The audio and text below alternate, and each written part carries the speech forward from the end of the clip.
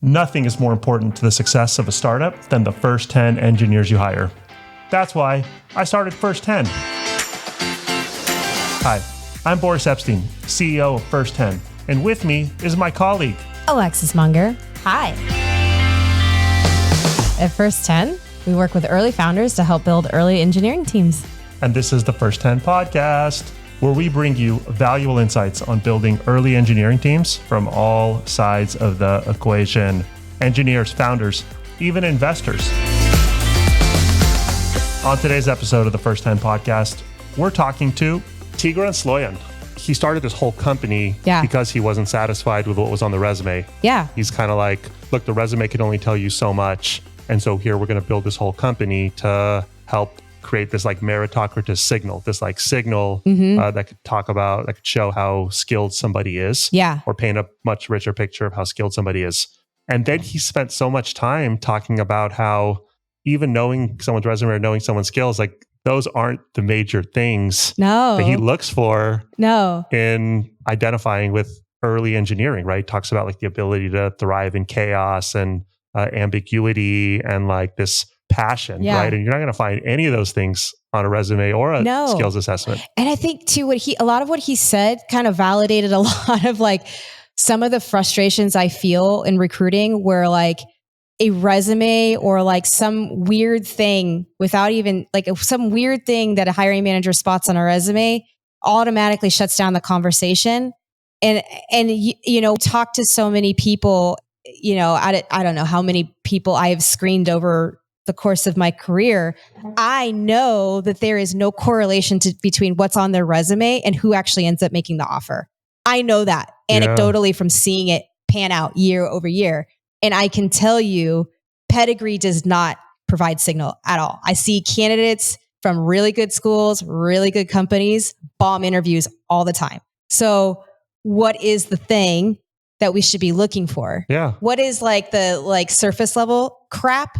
And what's like the meat? Where do you find that? Yeah. And it's not on a resume. I can tell you that much. And we literally just talked about that earlier today, right? Yeah. Double Stanford, super pedigreed company experience, and then couldn't carry a conversation to save his life. Yeah. Unfortunately. Yeah. You know, I'm sure he's a great person, just couldn't conduct that intro call. I think if you want somebody to work on an early stage project, I wouldn't care anything about the resume. I would ask, why are you interested in this problem and working on it? Because Tigran, I agreed with him 100%. Like that should be the ultimate motivation. Is this person interested in what you're doing and building? Yeah. And then the other part of it is like, can you work hard? Like, are you motivated to like roll up your sleeves and grind things out? And I don't think sometimes that a resume is going to reflect that ability. You have to get on the phone and you have to talk to people. So if you're shutting down conversations early, you know, you're limiting yourself. Like you should. I think my philosophy on this, if I was going to be like the queen of recruiting, is have a very like open mind about who you let into your recruiting process, but be very intentional about creating the right interview that doesn't overly filter those people out. I like that. Filter for people who are smart, like filter for people who are wanting to work on the problem space that you're working on. I like that. Who cares about what their resume looks like? Which is crazy because, you know, no matter how hard the industry has tried to do away with resume, it's still the thing. Yeah, it's still that.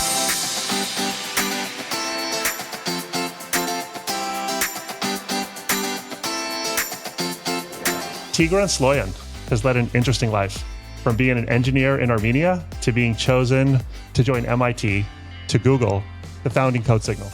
Tigran has led a very interesting journey as a startup entrepreneur. This episode will feature Tigran sharing his experience and insights on how to identify the right early engineers for your startup. Tigran, welcome. Thank you, Boris. Excited to be here. Yeah. I feel like this is the 10-year anniversary of us meeting. So this is the way to celebrate, you know, a decade of knowing each other. I know. We go back. What a serendipitous encounter. It should be a thing. You know, once you know each other for a decade, you should be on a podcast together. Ooh, I like that. Now I'm going to have to go back and think about who else I've known for a decade. Right. But tell us about yourself. So who are you? how did you get to where you are today? What's the most interesting thing about you, Tigran? Wow, what's the most interesting thing about me? I am a human who happens to be passionate about helping other humans live up to their potential. I think you talked a little bit about my background and what I've done. I think the part that's probably missing from that intro is that if you look at that path, there is so many points there that it just, if the dice had fallen a different way, that path would have been very, very different. And I think it's very true for many people is that from early childhood all the way through primary school, middle school, high school, it's a very narrow and punishing funnel. And most of us sitting here or even listening to the podcast are kind of survivors of that funnel. And we don't think of ourselves that way. But every time I look back, I'm like, man, so many things that were just chance that happened to go my way. And now I'm here running a successful tech company, but it could have gone in a very different direction. And I know many people for whom it has. So the most interesting thing about me is I've been obsessed with this idea of like, if we can only fix this funnel, if we can help more people live up to their potential, we would live in a very different world, both from an individual perspective of more people being, just economically and psychologically better off, but also the whole species, as a race, we would have done better because talent is the most precious resource humanity has. And every single problem that we have faced or will face is going to be addressed by some skilled and talented humans. So that'll probably be the most interesting thing about me, Boris. And that's definitely interesting. I mean, your story is one for the storybooks. Maybe one day it'll, become a movie, but for now we'll settle for podcast. So tell us, how did you get from Armenia to MIT to Google? Was Armenia to MIT the biggest kind of opportunity jump, would you say, to kind of open up door and opportunity? Probably. I think one of the more sort of unlikely things to happen was that one, and good place as any to start that story. So I'll start it there, right? So the way I found myself at MIT, I was doing international math Olympiads when I was, 16, 17. I was in the Armenian team for the so-called IMO, which is like the most prestigious math competition where 150 or so countries send their teams of 6. So basically every country selects their best 6 math kids under 19, and then they send them to a world stage, kind of like Olympics, to compete in solving really difficult math problems. So I was in Slovenia representing Armenia, and some kid from the Bulgarian team was like, "Oh, I'm going to MIT next year." And you would think I'd know what that is, but I didn't. So I went to him and said, "What's MIT?" And he said, "You might be from a different planet, but here's a sticky note. That says MIT.edu. Go apply. They love nerdy international math kids." And I applied, got in full scholarship. A year later, moved to Boston to go to MIT. And people who hear that story think that like, oh, I must have just always been very good at this and been good at math, been a great student. But the truth is I was not. When I was in early middle school, I barely got passing grade in most subjects, including math. And the reason behind that was that my personality doesn't mesh well with traditional schooling. And it's kind of true for most entrepreneurs, right? Most entrepreneurs, you have to be disagreeable, high on the disagreeable range, because you're kind of going against the world and trying to disagree with the status quo. So that's almost a given. And you have to be somewhat more extroverted because there's a lot of podcasts to do and things like that. So if you don't like the spotlight, it's going to be tough.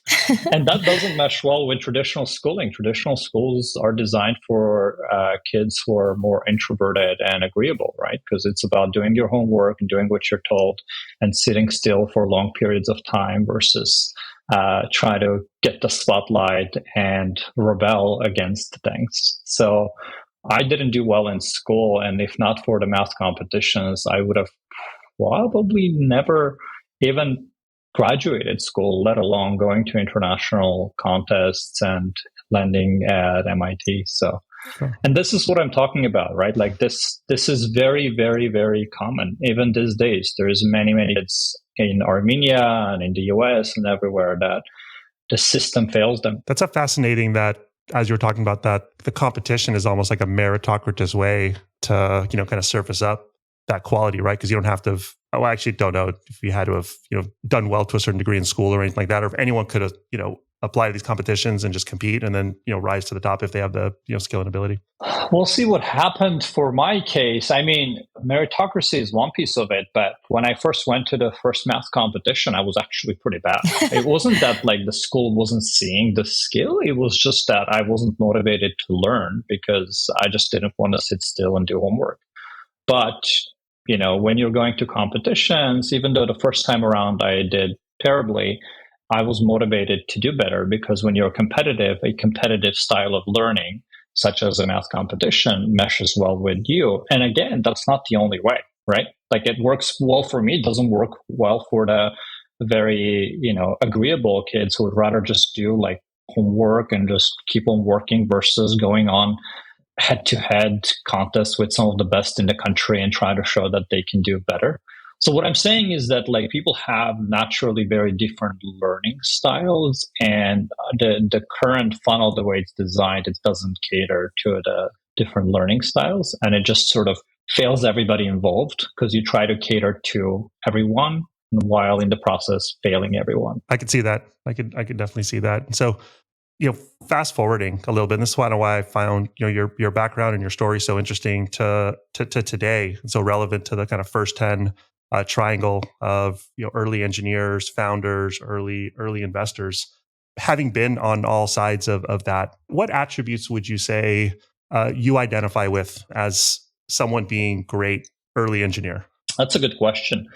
So look, I mean, if there's one thing I've learned as I've matured into an adult is that there is really no one answer to any question, right? The true answer to any question really is that it depends.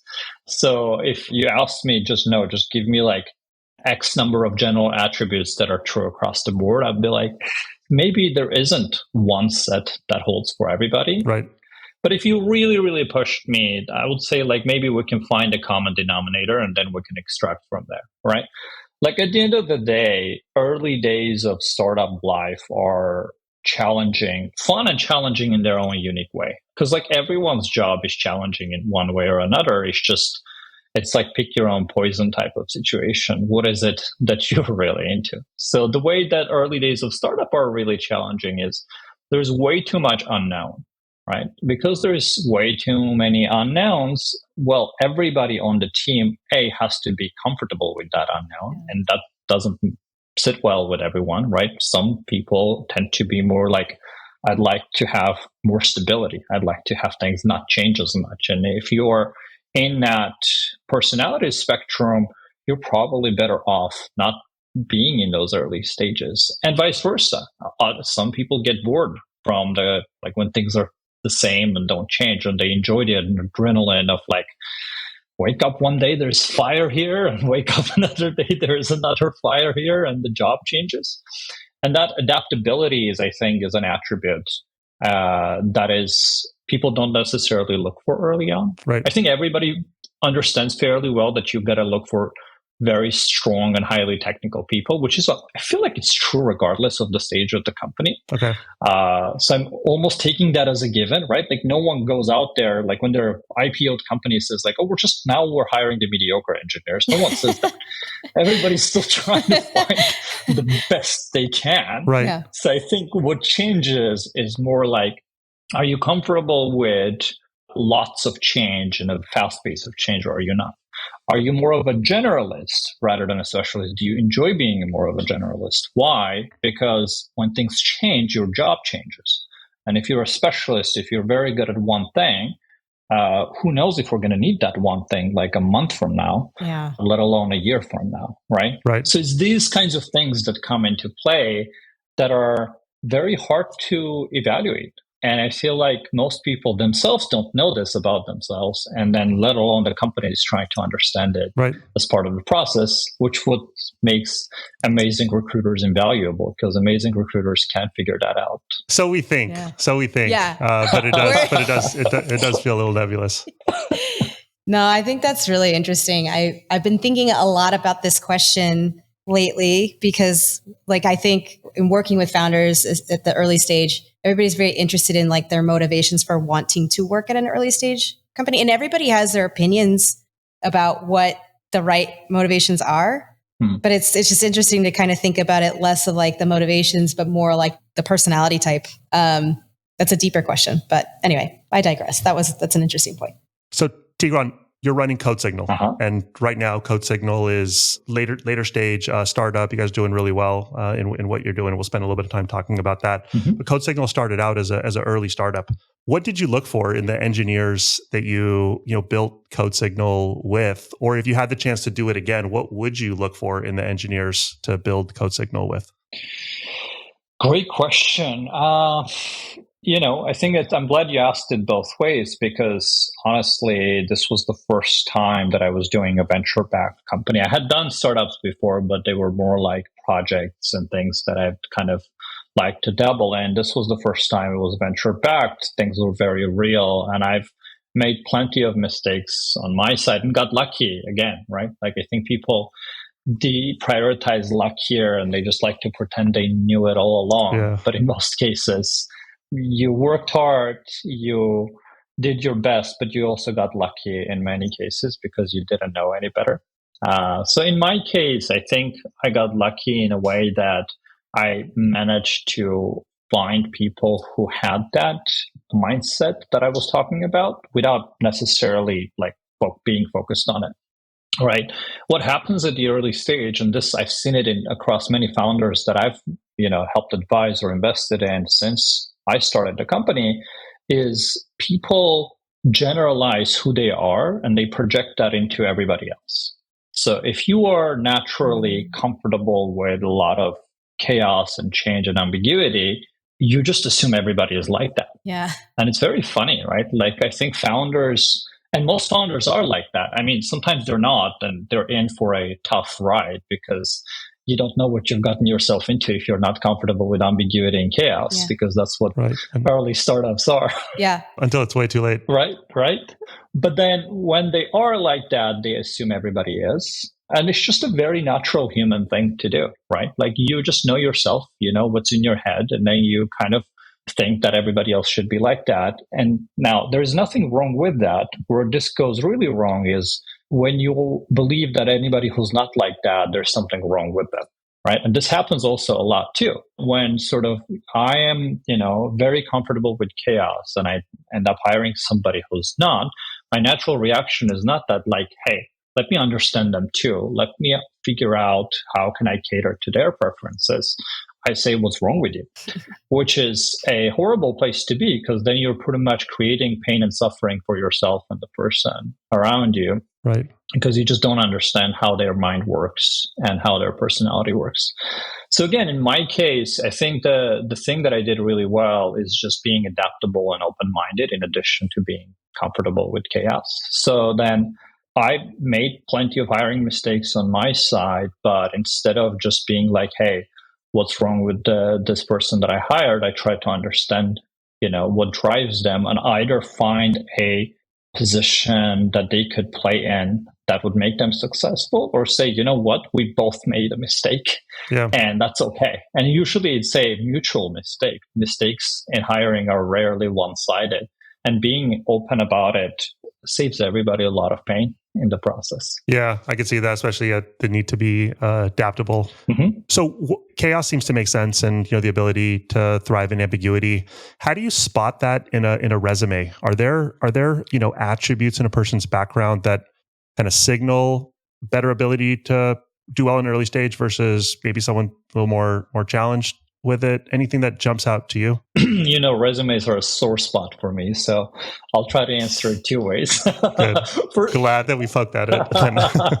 Well, first of all, it's a sore spot because My company's mission literally revolves around the concept of going beyond resumes and not using resumes as a signal for either soft skills or hard skills because they're just a poor signal. So to your question of like, how do you spot it in a resume? It's close to impossible because what can a resume tell you about somebody, right? Like, let's say they worked at a whole bunch of startups. What does it mean? Did they move because they couldn't stand the chaos, or did they move because they just loved it so much they wanted to be at an early stage all the time? Or let's say they stayed at a very large company for like 5-6 years. Does it mean they were just very loyal, and as much as they like craved the chaos, but they just wanted to like put their heads down and make the team successful, which is also a very important thing you want? So what I'm getting at is like, yes, there are certain things that people obviously look for, such as like startup experience or something like this, but it can be very, very misleading. What I try to focus on more is, can we find ways to directly measure these things? And there are ways, right? For both soft skills and hard skills, there are ways to measure some of these, but it goes into psychology, which most people do not understand. And what you also have to understand is that it's a spectrum, it's not a type. I think most people misunderstand personality as a type, especially since things like Myers-Briggs popularized typing people, which makes it easy for us to think about, but it's always it depends, and it's a spectrum. So I like to think about personality preference in a spectrum from 0 to 100, where almost no one is a 0 on any spectrum, no one is 100. Yeah. Everybody's somewhere in between with certain preferences to one side or the other. So then what I like to focus on during the interview process is, if I'm looking for someone who's highly adaptable, I'm trying to find examples in the past in which they've exhibited that preference and how they felt in the process. Because someone who's highly adaptable with change and chaos, they usually just feeling energized and great, because everybody can do it. It's more of a how uncomfortable you are in the process. And it's usually easier to explain for introversion, extroversion. There's no such thing as like some people are introverted and can do only introverted things. Some people are extroverted, can only do extroverted things. People who are more introverted than others can act very extroverted if the job calls for it, and vice versa. The question is, if you are naturally not like that, you usually, spend more energy doing it and acting differently. That is, not highly comfortable for you. And you can only exert that energy so much, right? So what you're trying to find is like people who tend to be more that way. Yeah. So it doesn't drain them so much to do the job that you're asking them to do.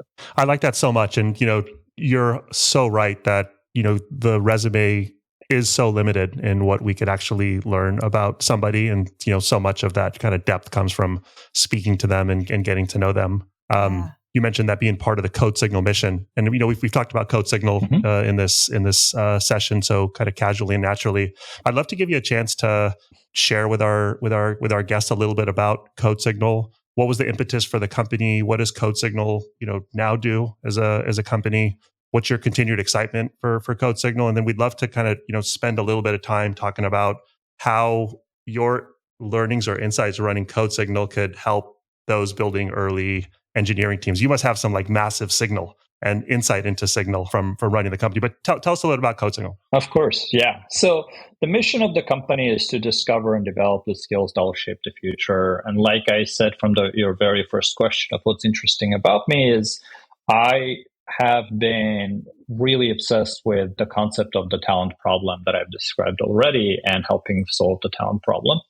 And when I started the company 10 years ago, like every naive entrepreneur in the beginning, which entrepreneurs also have to be naive to believe that they can change the world, right? It's like it's the "here is to the crazy one" ad. Yeah. You have to believe it. Right.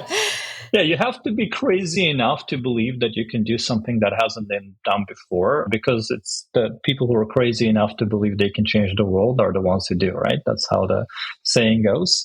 So in my case, I got into it with that idea of like, okay, look, give me a year or two. I mean, you remember this. I pitched it to you, Boris, 10 years ago. I remember it well. I was like, okay, look, I'm going to go and create the best educational platform out there that is going to help people find ways to learn that in a way that's natural to them, because I sowing my own experience that education fails most people. Then I'm going to help all of these folks get discovered by the best opportunities out there. And then I'm going to create the new skills-based resume, right? So that we can live in a world in which what you can do is way more important than where you went to school or where you worked.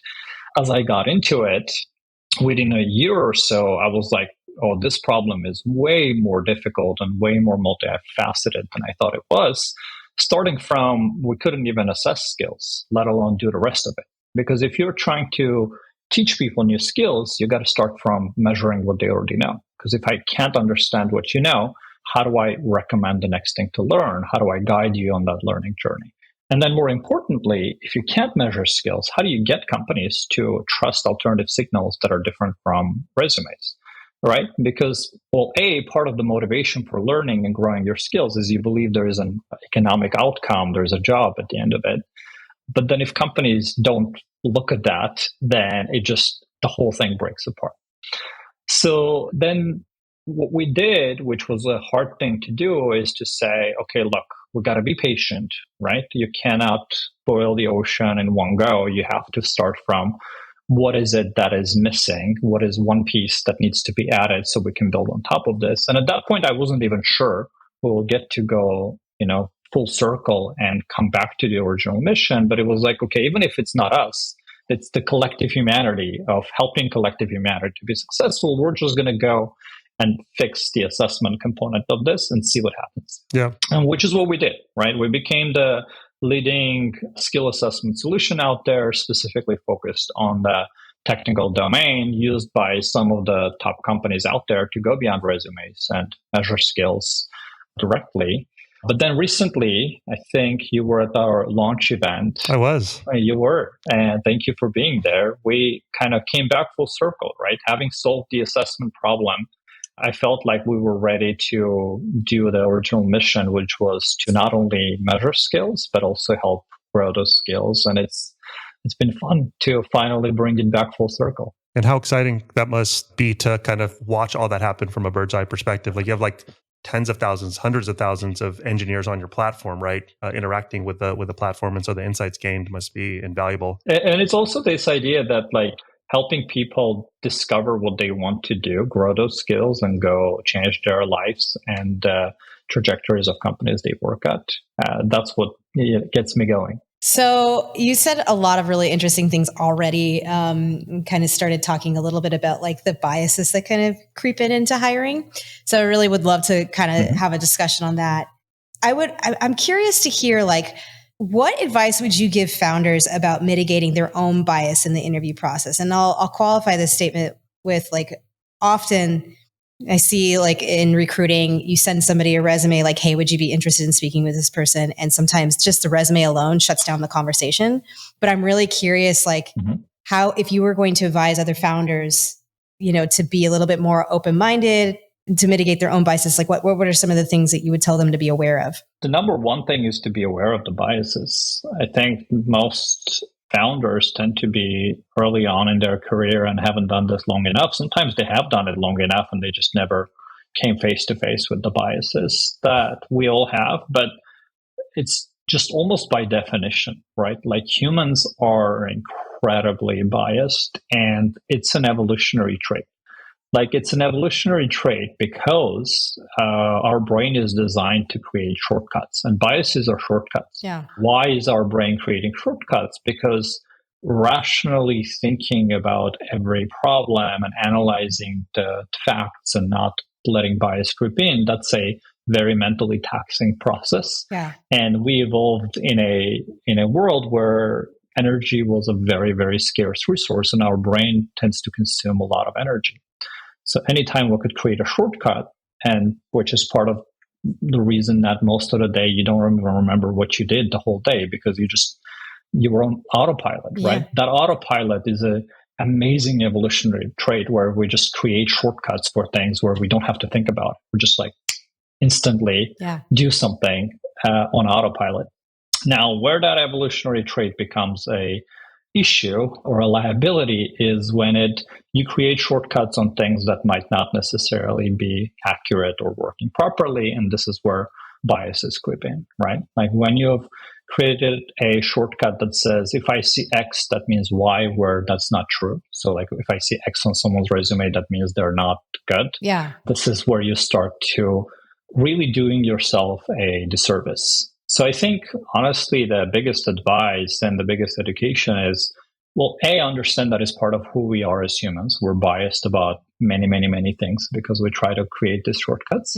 And it's part of everyone's growth to be aware of their biases and try to keep them in check in places where it's going to hurt them and their business. Yes.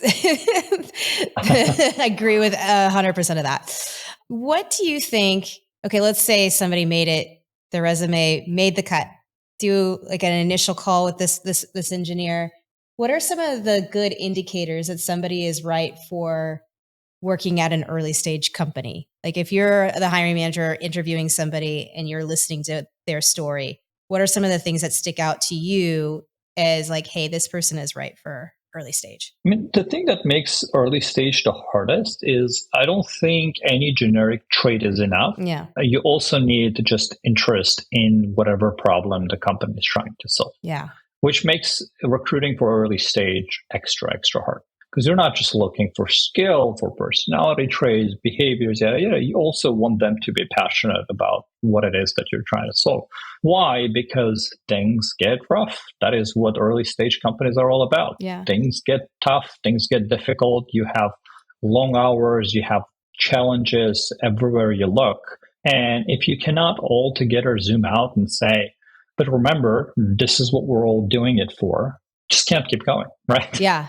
And I think it's easy to neglect that. It's easy to just say that, like, no, that's okay. Like, I'll give motivational speeches and we'll pay them more and we'll give them more equity. But those things, I find that they don't work as well as, look, we all want to solve this. And this is a problem worth solving. And through some personal experience or something that you've seen in the past, you happen to care about solving that same problem. Yeah. And when you have a group of highly skilled and talented people who want to solve the same problem, everything else becomes somehow manageable.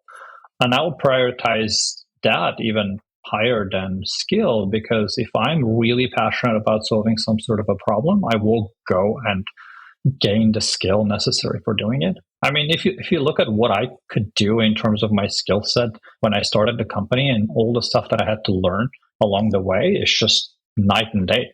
But why did I do that? Because I just really wanted to solve this problem. And it's that level of motivation and desire to do something. It doesn't come from nowhere. You never get that passionate about something that is just like, oh, because my paycheck is good. And you wouldn't know that from a resume either. Like, that's something you can only learn when you start talking to people. Yeah. So let's say there's somebody out there that is considering doing early stage. Maybe they've worked at a big company before. This would be completely new to them. What advice would you give that person who's going to interview with a founder of an early stage company to best represent themselves in that call? That's a good question.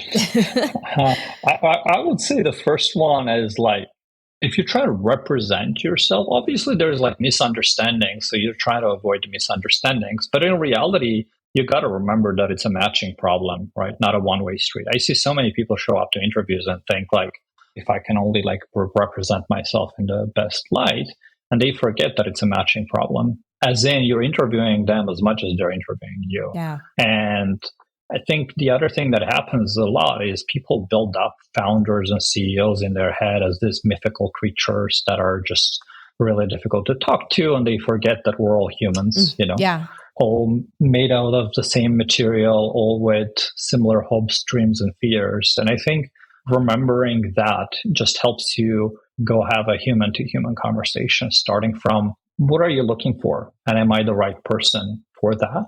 And I know this is hard to do, right? Like if you really want a certain job, or if you're in the job market and you've got a family to feed and everything, it's just hard to have that patience and conversation where you're just like, I just want to make a good impression and go in. Yeah. But if you're a qualified technical person, even remotely capable of working at top tier company, you will find an opportunity no matter what. So it's a question of, can you be patient enough to find the one where you're going to enjoy working and building something lasting for the next few years versus, you got the job, and then what? Yeah. So I always encourage people to go in with that mindset that it's a matching problem. Let's get to know each other. Let's understand this is going to be a great fit or not on both ends, instead of just looking at it one directionally. It's really good advice. I like that. I like that a lot, because then if it doesn't work out, which many interviews don't, it's less about my skills not being the match, or, this company not being the match. It's more just, hey, this, didn't fit each other's, passion and interests, and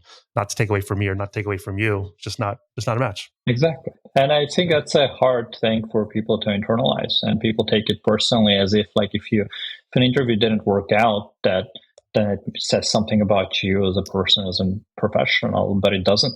It's just that I've seen amazing people completely fail at one company and be highly successful at another. And it's not a one-way street. I love that so much. And there's so much that we covered, so much span. And I know that we could have gone into so much depth into each of those areas. So hope we did, right by the very interesting story and experience and journey that you've experienced. And I know you're still very much building. Very, very excited to see how this all continues.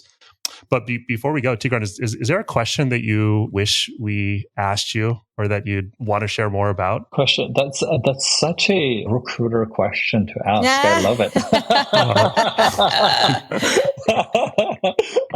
I love it, Boris. Honestly, I think maybe we could talk a little bit about recruiting, because I think recruiting right now is in a very strange time in general, which is hard, because I feel like anytime there's an economic slowdown or a downturn, recruiters are on the suffering end of it, which is very unfortunate, because recruiters build companies, they build cultures, and somehow it all gets forgotten when the economy turns sour. So maybe next episode, we can just get to talk a little bit more about how can we change the current system in a way that it's less cyclical and it's less punishing for recruiting teams, because I think there is a way. I love that. Yeah. I just don't think we think about it deeply enough, and we just go repeating it every couple of years and then get surprised every time, right?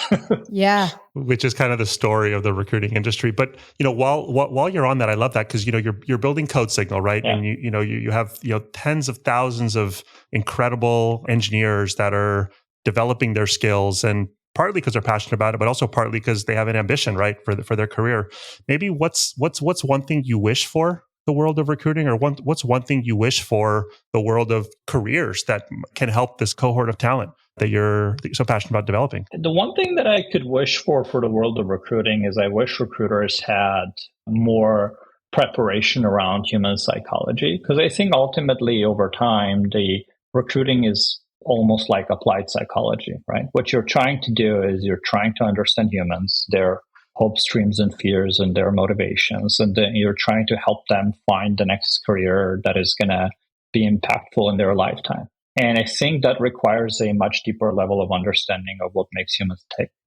And there's an entire field of study. It's called psychology, right? It's trying to understand, because most of the times humans don't understand themselves. What is it? And it's on the recruiter in many cases to help unlock that, to help them ask the questions that are going to bring out, what is it do I want to do? Why do I want to do this? Why does this matter? Why do I say these things that I say? Yeah. And I think most recruiters get thrown at the deep end of it without ever having the preparation for this. And I think it can be transformational for anyone. I love that. Me too. I love that so much. Yeah. That's such a good characterization of the recruiting industry, and add to that the requirement to do that at scale. So multiply what you just said times 100 times a week or something like that. And it very quickly becomes such a dehumanizing experience, and forgetting that, it is a very human to human interaction that we're at the epicenter of. Yeah. Yep. So Tigran, in closing, where can people find you? What can people who are listening to this help you with? Anything that you want from our, illustrious audience? Absolutely. Well, you can usually find me on LinkedIn. I try to share some thoughts or advice or interesting things on LinkedIn at least once a week. Other than that, just, I guess, being positive about the future. I think generally speaking, there's a lot of negativity. And again, as humans, we're designed to see the negative things and focus on the negative things and be driven by fear. But I'm a never-ending optimist, and I believe that things are going to be good. And I think having that attitude in general is just, it's where you start to make a change. I love that. Let passion and optimism kind of pave the way. Exactly. Is CodeSignal hiring? We're always hiring. Being in the HR tech space, if there's one thing that I know is you never start or stop hiring, you're always hiring. Because incredible people are hard to find. And it's, as we talked about, it's a difficult matching problem. So I'm always have multiple conversations every week. They're not always framed as interviews. Oftentimes they're like, let me tell you what we're working on, what I'm passionate on. Let me learn about what you're working on, what you're passionate about. And sometimes we walk out of that conversation saying like, oh my God, we should work together. And there are many stories like that. I love that. So maybe if you're excited about what Tigran has been talking about, go visit CodeSignal, play around with the product, right? If the passion and excitement is there, maybe check out the jobs page, or even if a job isn't there, find Tigran on LinkedIn. Yep. Well, thank you, Tigran, so much for coming on. Super excited to have the chance to talk to you and to share this with our community, and excited to have you back as we maybe make a little bit more progress on some of the wish you had for the recruitment industry. It seemed like that would be a fun topic in and of itself to dive into. Perfect. Thank you both for having me. And that brings us to the end of this episode. Do let us know what you thought of our episode on our Twitter or LinkedIn. Look for the links in the show notes. Both Alexis and I are not professional podcasters, as I'm sure you could tell. We just love talking about early stage startups. And if there's a recruiting related question you'd like answered, or you could use help with anything hiring related, jump on our website. It's www.first10.com. That's 1st10.com. And we'll do our best to get that answered for you. Thank you so much for staying with us till the end. My name is Boris, and with me is Alexis Munger. And we'll see you next time on the First 10 Podcast. Bye.